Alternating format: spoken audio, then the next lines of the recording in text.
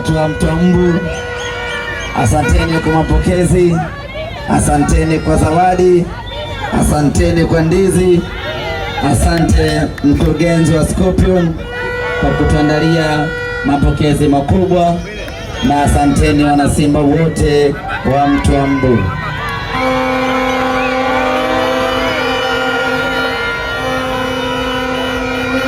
Tunashukuru kwa mapenzi yenu, tunashukuru kwa moyo wenu wa kujitoa, tunashukuru kwa namna ambavyo mmetupa heshima kubwa ya kuja kwa wingi hapa njiani kuja kuwapokea wanasimba wenzenu kutoka Dar es Salaam.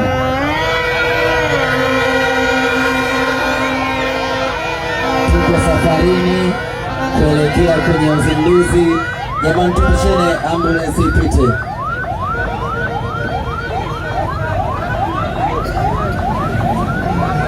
Jamaa rudi nyuma sasa. Hapo hapo. Rudi nyuma, rudi nyuma. Sogea hapo. Oya kidogo njia.